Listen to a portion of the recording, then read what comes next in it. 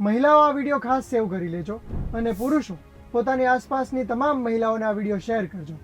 મદ્રાસ હાઈકોર્ટમાં એક મહિલાએ મદદની ગુહાર લગાવી અને કહ્યું કે એનો જે એક્સ પાર્ટનર હતો એ વ્યક્તિએ એના ગંદા વિડીયોઝ ઉતારીને સોશિયલ મીડિયા પ્લેટફોર્મ્સ પર વહેતા કરી દીધા અને ઘણી બધી ગંદી વેબસાઇટ્સ ઉપર પણ ચડાવી દીધા.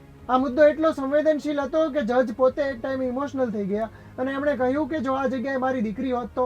કોર્ટે 48 કલાકમાં ઇલેક્ટ્રોનિક્સ અને આઈટી મંત્રાલયને આ મહિલાને લગતી તમામ માહિતી છે એ સોશિયલ મીડિયા પરથી હટાવવાના આદેશ આપ્યા અને જે તે આરોપી હતા એની સામે પગલાં લેવાના અને તપાસ કરવાના આદેશ આપ્યા. બીજો એક કિસ્સો છે સેન્ટ્રલ બેંગાલુરુનો કે જ્યાં ચર્ચગેટ નામના વિસ્તારમાં મહિલાઓના અભદ્ર કહી શકાય એવા વિડીયો ઉતારતા એક વ્યક્તિએ સોશિયલ મીડિયામાં કોઈની પણ પરવાનગી લીધા વગર આ બધા વિડીયો અપલોડ કરી દીધા.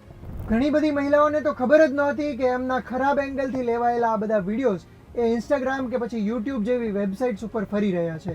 એક મહિલાએ આ અંગે ફરિયાદ કરી, પોતે એક રીલ બનાવીને આ વાતનો ખુલાસો કર્યો અને એમાં પોલીસને અને રાજકીય હસ્તીઓને ટેગ કર્યા. આ ઘટનામાં ગુરદીપ સિંહ નામના એક વ્યક્તિની ધરપકડ કરવામાં આવી છે જેણે કહ્યું કે મને ખબર નહોતી કે કોઈની પરમિશન લીધા વગર આ પ્રકારના વિડીયોઝ અપલોડ ન કરી શકાય. સોશિયલ મીડિયાનો જમાનો છે ને આપણી આસપાસ દર ત્રીજો વ્યક્તિ પોતાના હાથમાં ફોન કે કેમેરા લઈને કંઈક ને કંઈક શૂટ કરતો હોય છે. ઘણા બધા લોકો વ્લોગ્સ બનાવતા હોય છે, પરંતુ વિડીયોગ્રાફી કરતા તમામ લોકોએ એક વાત સમજવી જોઈએ અને એ છે કન્સેન્ટ. કોઈ પણ મહિલાના ખોટા એંગલથી વિડીયો બનાવવા, એને પરવાનગી વગર સોશિયલ મીડિયામાં મૂકવા એ એક અપરાધ છે અને આ બાબતની જાણકારી મહિલાઓને પણ હોવી જોઈએ કે તે કોર્ટનો કે પછી પોલીસનો દરવાજો ખટખટાવી શકે છે. ત્રીજો કિસ્સો આપણા ગુજરાતનો જ છે કે જ્યાં એક 21 વર્ષીય યુવતીએ 14મા માળેથી કૂદી લીધું. કારણ કે એનો એક અશ્લીલ વિડીયો કોઈ વ્યક્તિના ફોનમાં આવી ગયો હતો અને એ યુવતીને આ વિડીયોના કારણે બદનામ થવાની અને બ્લેકમેલિંગનો ભય હતો, જેના કારણે એણે આપઘાતનો રસ્તો પસંદ કર્યો. આ પ્રકારની ઘટનાઓ વારંવાર ન બને એ માટે કાયદાનું પણ જ્ઞાન હોવું જરૂરી છે. ભારતીય સંવિધાન આર્ટિકલ 21 હેઠળ રાઇટ ટુ પ્રાઇવસી અને રાઇટ ટુ ડિગ્નિટી આપે છે. એટલે કે દેશમાં કોઈ પણ વ્યક્તિને સન્માન સાથે અને ગોપનીયતા સાથે જીવવાનો અધિકાર છે. આ સિવાય દરેક નાગરિકને right to equality, right against harassment and right to file complaint મળેલા છે. એટલે કે જ્યારે આ પ્રકારનું શોષણ કરવાનો કોઈ પ્રયાસ કરે છે ત્યારે એના વિરુદ્ધ તમે ફરિયાદ નોંધાવી શકો છો.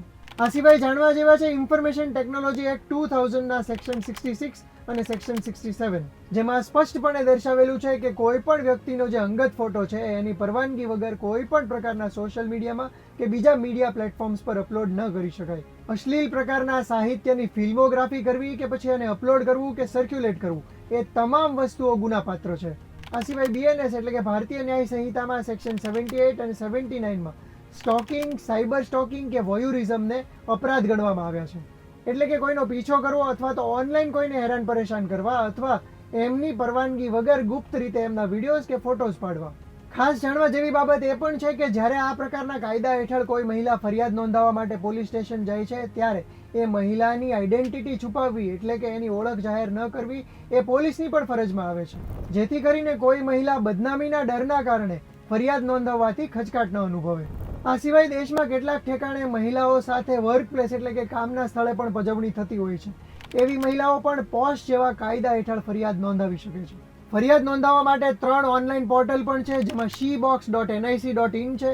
સાયબર ક્રાઇમના જે પોર્ટલ હોય એમાં cybercrime.gov.in છે અને NCW એટલે કે નેશનલ કમિશન ફોર વિમેનની વેબસાઇટ છે ncw.nic.in. આપણી આસપાસની તમામ મહિલાઓ આ પ્રકારના કાયદાઓ અને પોર્ટલ્સથી જાણકાર બને એ ખૂબ જરૂરી છે. માટે આ વિડીયો સેવ અથવા શેર કરી લેજો અને આ જ પ્રકારના ઇન્ફોર્મેટિવ વિડીયોઝ જોવા માટે ગુજરાત સમાચારના ડિજિટલ પ્લેટફોર્મ જોતા રહેજો.